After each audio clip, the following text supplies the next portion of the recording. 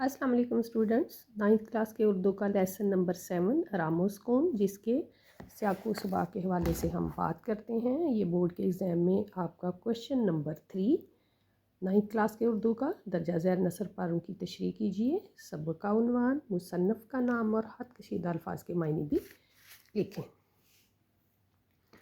तो इस क्वेश्चन को अटैम्प्ट करने के लिए हमें सियाको सबाक की ज़रूरत है। सियाको सबाक लिखना क्यों ज़रूरी है? वो इसलिए ज़रूरी है कि मार्किंग के दौरान जो बोर्ड की तरफ से इंस्ट्रक्शन आती है, उसमें एक इंस्ट्रक्शन क्वेश्चन नंबर 3 के लिए ये आती है कि अगर उम्मीदवार सियाको सबाक के हवाले से तशरीह करे तो पूरे नंबर दिए जाएँ।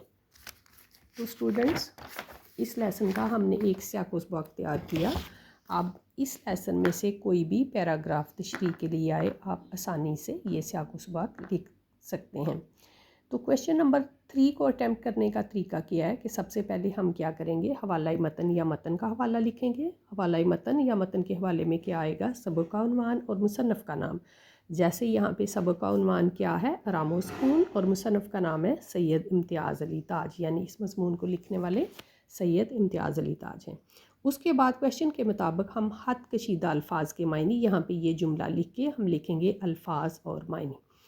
जी, वो अल्फाज जिनके ऊपर एक लाइन है, उन तमाम अल्फाज के मायने हम लिखेंगे। उसके बाद हमने सियाको सबाक लिखना है। जैसा कि ये एक पैरा हमने तैयार किया, तो इसका सियाको सबाक कुछ इस तरह से है कि मुसन्नफ़ का ख्याल है कि अगर मुनासिब वक्त निकाल कर आराम ना किया जाए तो इंसान बीमार पड़ जाता है।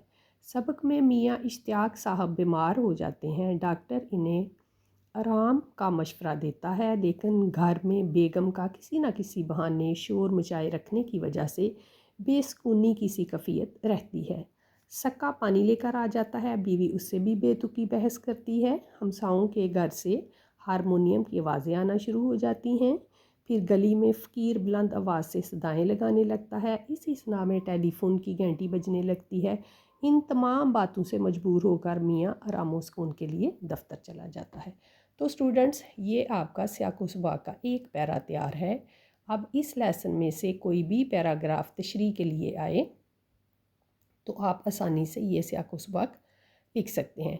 इतना लिखने के बाद आप लफ्ज़ लिखेंगे तशरीह, और उससे आगे आपने जो पैराग्राफ आपको दिया गया उसकी तशरीह करनी है। तशरीह कैसे करनी है, जितने मुश्किल अल्फाज हैं उनको आसान अल्फाज में तब्दील करना है। इसके अलावा हर जुमले की वजाहत करनी है। वजाहत इस तरह से करनी है कि पूरा पैराग्राफ जो है उसकी समझ आ जाए। Best of luck students.